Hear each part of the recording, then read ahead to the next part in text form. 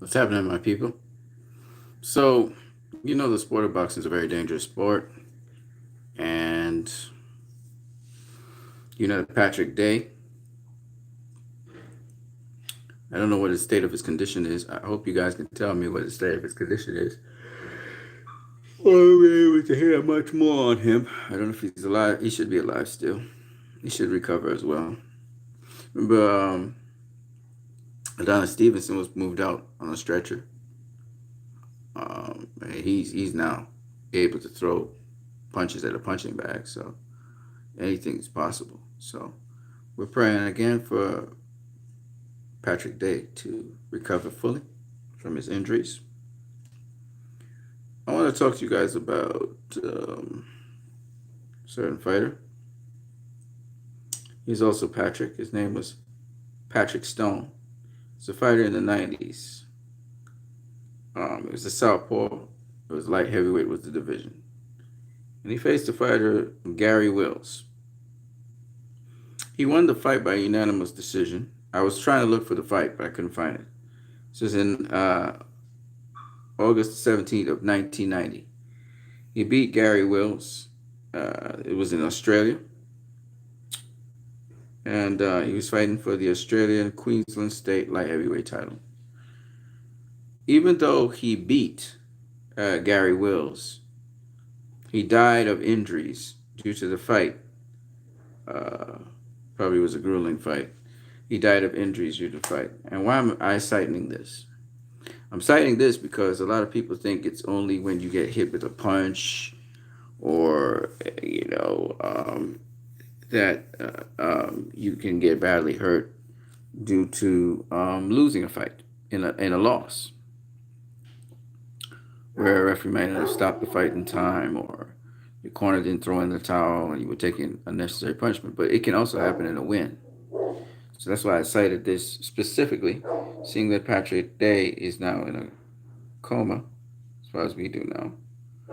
And I wanted to cite this. This was in the 1990s, 1990, okay? So it's very important to understand the sport of boxing. You could actually be winning a fight and you could sustain terrible injuries. And the thing about these injuries, usually, well, in the case of Patrick Day, he was knocked out and his head hit the canvas pretty bad too. And just to give you guys a little bit of insight into what happens in a boxing fight, why some people get injured so badly. The brain has blood vessels running on the outside of it. Inside of the brain itself, it's cerebrospinal fluid. So there's something called a blood-brain barrier. Okay? So you don't have blood inside the brain itself. You'll never find that. You'll find cerebrospinal fluid, which distributes the nutrients to the brain cells. But on the outer cortical region of the brain, on the outside of the brain, near to the skull, you have the blood vessels that go around to supply the blood to the brain. So what actually happens is in a trauma where somebody gets punched very hard, whether it's to the head, well, usually it's to the head, whether it's to the chin or whatever, those vessels, they get compressed. The blood vessels to the brain, they get ruptured when the brain slams against the skull and the membrane and the fluid between the skull, because there is actually a membrane there between the skull and the brain, which has fluid as well to keep the edge of the brain from chafing against the skull, obviously. So, but when compressed hard enough, it can rupture some blood vessels that supply blood to the brain. And what you have is a buildup of blood and therefore pressure on the brain. And the blood that accumulates there is known as a hematoma. So what they do in such things with such trauma, because remember the cortical region of the brain is responsible for consciousness and a number of different things, okay?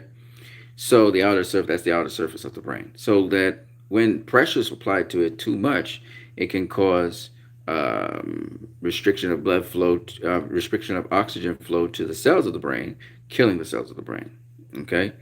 And these cells, of course, are neuronal cells. So you don't want that. What happens is it can cause a seizure, and then the person can get a stroke, and they can have other complications, or it can cause many other things. All right. So it's very important that if somebody shows signs of concussive trauma, that is, they start to get slow and sluggish, they're starting to get drowsy. These are signs of concussive trauma. Their speech starts to slow down, slur. That's all concussive trauma. That means less oxygen is getting to the brain. So, and that's why they're slowing down. Nutrients and oxygen is getting restricted to the brain. So, what you have to do in those cases, because the person can get a stroke very easily, is that person needs to be immediately sedated. And the second thing I believe they have to do is they'll have to actually open up the skull, which means they'll cut along the fissure lines of the skull and open it up. And then they'll have to drain the hematoma that's out there.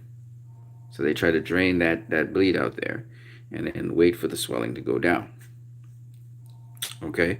Because in addition to that, the slamming of the brain against the skull causes swelling of the tissues as well. So there's all that crazy stuff. So, you saw what happened to Ali Bashir. He got punched, not even properly. The guy punched him and hit his cheek, broke the cheekbone here. Some of his teeth came out of his mouth, but the jarring of his head caused his brain to slam into his skull, causing a brain bleed. And if that was not addressed, he would have also had a hematoma and he would have died. So they were able to control the brain bleed using chemical substances and so on. And he was able to go back home, Ali Bashir. We found out that over the weekend. So that's very good for Ali Bashir. He's a tough motherfucker. But nonetheless, the point is that, I'm happy that he's alive. This could have ended very, very tragically.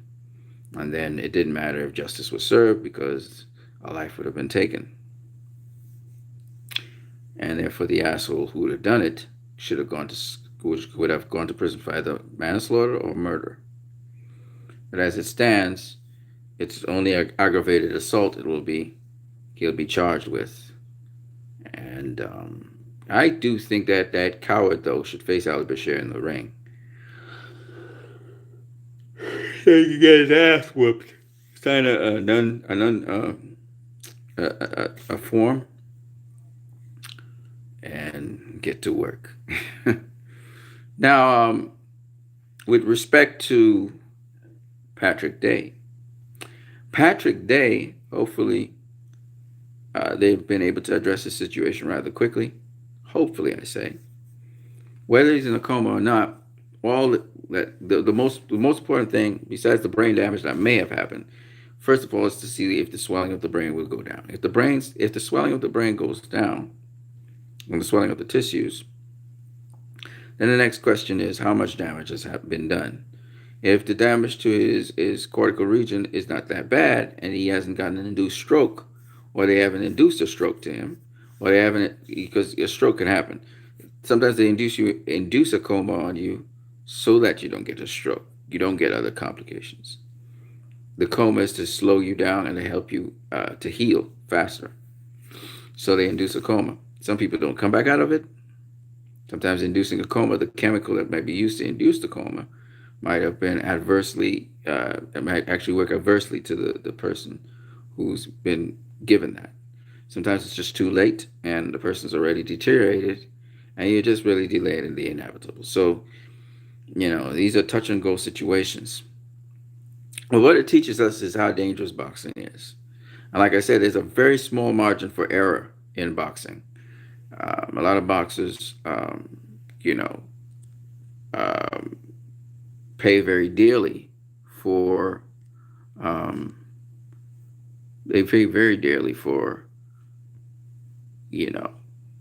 making mistakes.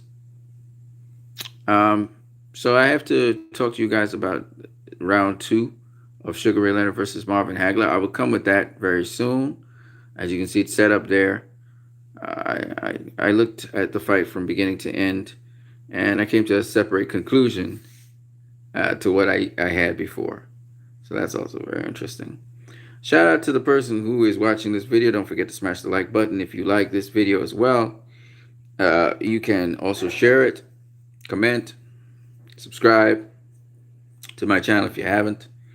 And if you want to, you can donate to my channel. Remember, I take donations. Now, I say Western Union or MoneyGram. If you have any other suggestions of how to donate to my channel, feel free to discuss them. I have no problem with that. But yes, uh, this is a hot topic about deaths in boxing. We've had a couple deaths this year, some high-profile people, some not, and we had some very promising prospects who got hurt this year very severely, as well as some high-profile people. Of course, Adonis Stevenson, he was hurt last year by Gavordik, and a devastating knockout loss. He slumped to the canvas. A lot of people don't realize the response to someone getting knocked out, it must be prompt and quick, because you have to check to see if this person is in serious concussive problems. And sometimes they don't show symptoms or signs. What I was going to say to you guys is most of the time when people die from boxing, it's not from one punch. It's from an accumulation of punishment. And sometimes these fighters come into the ring actually with injuries, trauma to their brain, and somehow the doctors didn't see that. That's why you should have a medical test before a fight, especially a CT scan or something, just to check your brain, and then after the fight. You know what happened with Gennady Golovkin and also with Derevyanchenko, I thought was good precautionary testing, especially to the head. But you also have to check the body as well, because there's damage done to the body, especially the major organ like a liver. So, boxing is a very deadly sport. It's a very dangerous sport. It's probably the most dangerous of the contact sports out there, because the number of deaths is still higher than most contact sports out there, even football. So, even though football is, I would assume football is a much more, there are much more injuries in football than there are in boxing. All right, so I wanted to share that with you guys. It's just a piece of history. I thought there are many, many deaths. I think in 1950 something, there was like 22 deaths in boxing, which was the highest so far reported in the history of boxing. So that's what I wanted to talk about. If there are any other hot topics you guys want me to talk about, let me know. But I don't really have much more to say. I was watching some of the upcoming prospects, and for now, I think I'll stay with that. Richardson, I think his name's Christopher Richardson. He's a pretty interesting prospect that's coming up, and he was commenting on the fact that you can't just only look at a boxer's skills. You have to look at their character, their attitude, their composition.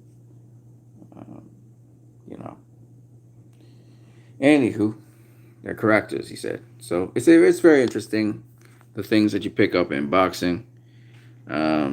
Today I wasn't just doing boxing, I was doing studio work, and I still have to go back to that. Plus I have to go back to making these videos for you guys. So watch out for the next live stream. The next live stream is Sugar Ray Leonard versus Marvin Hagler. Rounds 2, 3, you guys can discuss on the live stream. Don't worry, we'll get to the other fights as well. I'm going to have much more live streams for you guys, so stay tuned. We're coming to you live. We're coming to you live. All right? Okay, people. That's all I have here. That's all I have in hot topics for this moment in time. If you got any questions, let me know. For the, I think there are a couple other people out there who want to talk about different things, but I can't spend too much time right now. As you can see, my eyes are red. That's because I just ate, so I'm ready to take a nap already. It's been a good day though. So I'll catch you guys later. On that note, peace.